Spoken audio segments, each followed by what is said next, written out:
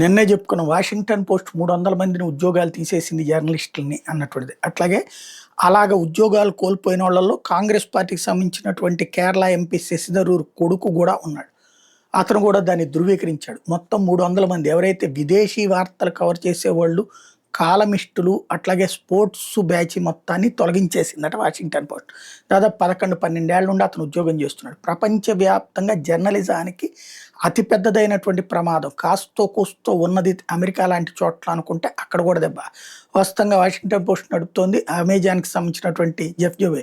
అట్లాంటి వాళ్ళు ఇప్పుడు 800 మందిలో 300 మందిని తీసేసి 500 మంది నుంచి ఆర్టిఫిషియల్ ఇంటెలిజెన్స్ ఇంపాక్ట్ ఒకటి. రెండవది ఏంటి అంటే పత్రికలకి టీవీలని జనం నమ్మడం మానేశారు.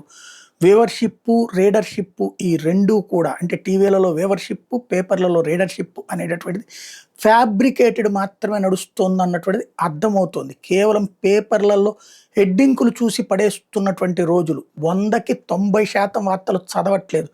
10% వార్తలు చదువుతున్నటువంటి వాళ్ళు కూడా విద్యావంతులు కూడా కాదు.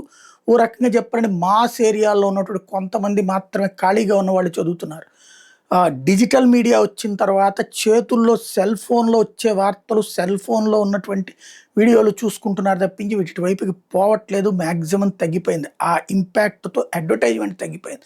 అడ్వర్టైజ్మెంట్ తగ్గిపోవడంతో మొయ్యడానికి సంస్థలు సిద్ధపడట్లేదు. ఇంకోటి, ఇదివరకు పేపరో టీవీనో ఉంటే ఇన్ఫ్లుయెన్స్ చేయొచ్చు ప్రభుత్వాలు. మన ఆంధ్రప్రదేశ్లో ప్రభుత్వాలు మార్చడానికి ఎట్లా చేసేవాళ్ళు అట్లా.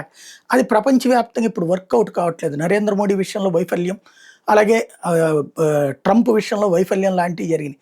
దీంతో ఆ సదరు సంస్థల్ని అలాగా అంటే మీడియా బాధితులు నరేంద్ర మోడీ అయినా ట్రంప్ అయినా వీళ్ళు వచ్చాక వాళ్ళని తొక్కవతల పడేస్తున్నారు. ఆ ఇంపాక్ట్తో చివరికి దెబ్బతింటున్నటువంటి పరిస్థితి జర్నలిజం అంటే యాజమాన్యాలు దెబ్బతిన్నప్పుడు జర్నలిస్టుల్ని తొక్కేస్తున్నారు. జర్నలిజం అనేటటువంటిది నిదానంగా భవిష్యత్తులో ఎక్కడ మిగులుతుంది అనేది అర్థం కావట్లేదు. ఇంకొక వైపున ప్రతి ఒక్క వ్యక్తి జర్నలిస్ట్ అయిపోతున్నాడు. ఫేస్బుక్లు, వాట్సప్లు, ట్విట్టర్లు, ఇన్స్టాలు, యూట్యూబ్లు వచ్చాక.